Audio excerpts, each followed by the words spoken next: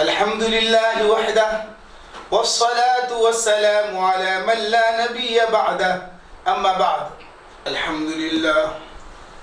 لله وحده والصلاة والسلام على من لا نبي بعده أما بعد. فقد قال الله تبارك وتعالى في القرآن المجيد والفرقان الحميد: أعوذ بالله من الشيطان الرجيم. بسم الله الرحمن الرحيم.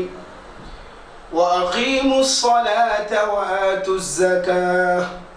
وأقرضوا الله قرضا حسنا. وجاء في الخبر عن النبي الصادق الأبر أن النبي صلى الله عليه وسلم قال: أدوا زكاة أموالكم. محترم سامعین و حاضرین، السلام علیکم ورحمۃ اللہ وبرکاتہ۔ ابھی آپ حضرات کے مابین اللہ رب العزت کی سب سے اچھی اور سچی کتاب، ساری انسانیت کے لیے سرچشمہ ہدایت کتاب یعنی قرآن مجید فرقان حمید کی جس آیت مبارکہ کو میں نے پڑھا ہے، اور آپ حضرات نے اس آیت کی سماعت کا شرف حاصل کیا، اور فرامین مصطفیٰ صلی اللہ علیہ وسلم میں سے ایک فرمان جو آپ کے درمیان نقل کیا گیا اسے بھی آپ نے سنا۔ آئیے اس آیت مبارکہ اور فرمان مصطفیٰ صلی اللہ علیہ وسلم پر گفت و شنید سے پہلے ہم اور آپ سب مل جل کر اللہ رب العزت کی بارگاہ سمدیت میں حمد و ثنا کے پھول نچھاور کریں، اور اللہ تبارک و تعالیٰ کا شکر بجا لائیں کہ اللہ تبارک و تعالیٰ نے آج ہمیں اور آپ کو اس مبارک محفل میں شرکت کا موقع عنایت فرما، اور ثانیاً تاجدار دو جہاں فخر کون و مکان محمد عربی صلی اللہ علیہ وسلم کی بارگاہ میں درود و سلام کا نذرانہ پیش کریں، اور بآواز بلند پڑھیں: اللہم صلی علی سیدنا مولانا محمد معدن الجود والکرم منبع العلم والحلم والحکم وعلى آلہ واصحابہ صلاۃ و سلام علیک یا رسول اللہ صلی اللہ علیہ وسلم۔ حضرات محترم، آج کل مغفرت کا عشرہ چل رہا ہے، اور یہ عشرہ مغفرت باری تعالیٰ کی عطا و کرم اور بخشش و فیاضی کی صفت کا احساس دلا رہا ہے۔ یعنی اس وقت بارگاہ خدابندی سے رحمتوں اور برکتوں کا نزول موسلا دھار بارش کی طرح برس رہا ہے، جو گنہگار بندوں کے گناہوں کو دھو کر اسے پاک و صاف کر رہا ہے، اور بندے بھی رب العالمین کی بارگاہ سے رحمتوں اور برکتوں کے حصول کے لیے ہر طرح کے ہیلے اور اسباب اختیار کر رہے ہیں۔ چنانچہ ہمارے ملک ہندوستان میں عام طور پر یہ رواج رہا ہے کہ اکثر لوگ اسی مہینے میں زکوٰۃ ادا کرتے ہیں، جس سے منشا یہ ہوتا ہے کہ اس مہینے میں زکوٰۃ ادا کرنے کا ثواب عام دنوں کے مقابلے میں زیادہ ہوتا ہے، اور اس میں کوئی شک نہیں، بڑے ہی خوش نصیب ہیں وہ لوگ جو اس مہینے میں زکوٰۃ ادا کر کے 70 گنا زیادہ ثواب حاصل کرتے ہیں۔ اللہ رب العزت نے قرآن کریم میں جہاں جہاں نماز کا تذکرہ فرمایا ہے وہیں زکوٰۃ کا ذکر بھی فرمایا۔ قرآن کریم میں متعدد آیات ایسی ہیں جس میں اللہ تبارک و تعالیٰ نے فرمایا: اقیموا الصلاۃ وآتوا الزکاۃ۔ قرآن کریم سے صرف نظر کرتے ہوئے، قرآن کریم سے ہٹ کر اگر ہم احادیث مصطفیٰ صلی اللہ علیہ وسلم پر نظر ڈالتے ہیں تو وہاں بھی زکوٰۃ کا بار بار تذکرہ ملتا ہے۔ آقا علیہ الصلوۃ والسلام نے احادیث مبارکہ میں بار بار زکوٰۃ کا ذکر فرمایا ہے۔ چنانچہ جب بھی کوئی آقا نامدار صلی اللہ علیہ وسلم کی بارگاہ میں اسلامی احکامات کو دریافت کرنے کے لیے آیا تو آقا علیہ الصلوۃ والسلام نے نماز کے بعد اول نمبر پر زکوٰۃ کو درجہ دیا۔ وفد عبد القیس جب سن 5 ہجری میں آستان مصطفیٰ صلی اللہ علیہ وسلم پر اسلامی تعلیمات کو دریافت کرنے کے لیے آیا تو آقا علیہ الصلوۃ والسلام نے اعمال میں نماز کے بعد زکوٰۃ کو ذکر فرمایا، اور سن 9 ہجری میں جب آقا علیہ الصلوۃ والسلام نے حضرت معاذ بن جبل رضی اللہ تعالیٰ عنہ کو یمن کی طرف داعی بنا کر مبعوث فرمایا، تو اسلام کی فرائض اور مذہبی فرائض میں جن چیزوں کو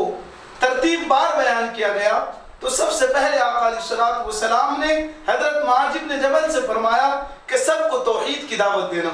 اور توحید کی دعوت کے بعد نماز پڑھنے کا حکم دینا، اور ان سے یہ کہنا کہ تمہارے مالوں میں زکوٰۃ مقرر کی گئی ہے۔ زکوٰۃ کی اہمیت و فرضیت کو بیان کرنے کے بعد جب ہم قرآن کریم کا مطالعہ کرتے ہیں تو ہمیں یہ معلوم ہوتا ہے کہ زکوٰۃ نہ ادا کرنے والوں کے لیے قرآن کریم نے سخت بینیں بھی بیان فرمائی ہے، اور قرآن کریم میں اللہ تبارک و تعالیٰ فرماتا ہے وَالَّذِينَ يَكْنِزُونَ الذَّهَبَ وَالْفِضَّةَ وَلَا يُنْفِقُونَهَا فِي سَبِيلِ اللَّهِ فَبَشِّرْهُم بِعَذَابٍ أَلِيمٍ، کہ جو لوگ سونا اور چاندی کو گاڑ کر رکھتے ہیں، جمع کر کے رکھتے ہیں، اور اسے اللہ کے راہ میں خرچ نہیں کرتے، یعنی اس کا زکوٰۃ نہیں دیتے، تو ایسے لوگوں کو دردناک عذاب کی خوشخبری سنا دیجیے۔ اور اس کے بعد آگے جو آیت آتی ہے، اگر اس آیت کو ایک مسلمان اس آیت پر غور و خوض کرے اور اس آیت کے معنی اور مفاہیم سے واقف ہو جائے، تو پھر انسان زبان رک جاتی ہے، عقل حیران ہو جاتی ہے، عقل جہنم کے روح فرسا مناظر کو سن کر اور دیکھ کر پریشان ہو جاتی ہے، اور پھر ایک سچا رسول سے محبت کرنے والا، رسول کا عاشق اور قرآن کا عاشق جب اس آیت کو سمجھتا ہے، اس آیت کو پڑھتا ہے، اس آیت کے مفاہیم پر غور و فکر کرتا ہے، تو اس کی حالت وہ ہوتی ہے جو حالت ابو بکر و عمر، عثمان و علی رضی اللہ تعالیٰ عنہ اور حضرت عبدالعزیز رضی اللہ تعالیٰ عنہ کی تھی، کہ جب بھی ان کے پاس ایک درہم بھی آتا اس وقت تک وہ سوتے نہیں، اسے نیند نہیں آتی جب تک کہ اس ایک درہم کو بھی اللہ کے راہ میں خرچ نہیں کر دیتے، اس وقت تک چین و سکون سے نہیں سوتے، آرام نہیں کرتے، یعنی ایک درہم بھی ان کے پاس موجود ہوتا تو پہلے اللہ کے راہ میں خرچ کر دیتے اور اس کے بعد سکون کی نیند لیتے۔ وہ آیت کیا ہے؟ قرآن کہتا ہے یوم یحما علیہا فی نار جہنم فتکوی بہا جباہہم وجنوبہم وظہورہم ھذا ما کنزتم لانفسکم فذوقوا ما کنتم تکنزون۔ اللہ رب العزت ارشاد فرماتا ہے، قرآن کریم شاہد ہے، قرآن کریم بیان کرتا ہے کہ جو لوگ اپنے مال کو جمع کرتے ہیں، کل ان کے مال کو نار جہنم میں تپایا جائے گا، اور ان کے اسی مالوں کے ذریعے ان کے پیشانی کو، ان کے پہلوؤں کو اور ان کی پیٹھ کو داغا جائے گا، اور ان سے کہا جائے گا کہ یہ وہ تمہارا مال ہے جو تم نے اپنے لیے جمع کر رکھا تھا، اپنے لیے گاڑ رکھا تھا۔ مفسرین کرام فرماتے ہیں کہ اللہ تبارک و تعالیٰ نے داغنے کے لیے انسانی جسم میں سے 3 حصے کو مخصوص فرمایا۔ اس کی وجہ کیا ہے؟ قرآن کہتا ہے کہ وہ مال جنہوں نے جمع کر کے رکھا، گاڑ کر رکھا اور اس کی زکوٰۃ ادا نہیں کی، اس مال سے ان کی پیشانی کو داغا جائے گا، ان کے پہلوؤں کو داغا جائے گا، ان کی پیٹھ کو داغا جائے گا۔ تو اللہ تبارک و تعالیٰ نے داغنے کے لیے پیشانی اور پہلوؤں اور پیٹھی کو کیوں مخصوص کیا؟ مفسرین فرماتے ہیں کہ اس کی وجہ یہ ہے کہ جب کوئی سوال کرنے والا، زکوٰۃ وصولنے والا کسی مالدار کے پاس جاتا ہے اور اس سے سوال کرتا ہے تو سب سے پہلے اس کی پیشانی پر بل آتا ہے، اسی لیے اللہ تبارک و تعالیٰ نے سب سے پہلے پیشانی کا ذکر فرمایا اور کہا کہ جب مانگنے والا سائل سوال کرتا ہے، مانتا ہے وہ دور نہیں ہٹتا، تو پھر وہ دائیں بائیں مڑتا ہے، اور جب پھر بھی سائل اس سے سوال کرتا ہے تو وہ اس سے پیٹھ پھیر لیتا ہے۔ یہ تین اعضے کو وہ استعمال کرتا ہے۔ تو اللہ تبارک و تعالیٰ نے فرمایا کہ یہی وہ ان کے جسم کے تین حصے ہیں جنہیں کل ان کے جمع کردہ مال کو آگ میں تپا کر ان کی پیشانیوں کو، ان کے پہلوؤں کو اور ان کے پیٹھ کو داغا جائے گا۔ حضرات محترم، اگر ہم اسلام کے جو بنیادی نظام زکوٰۃ ہے، اگر اس نظام پر غور و فکر کریں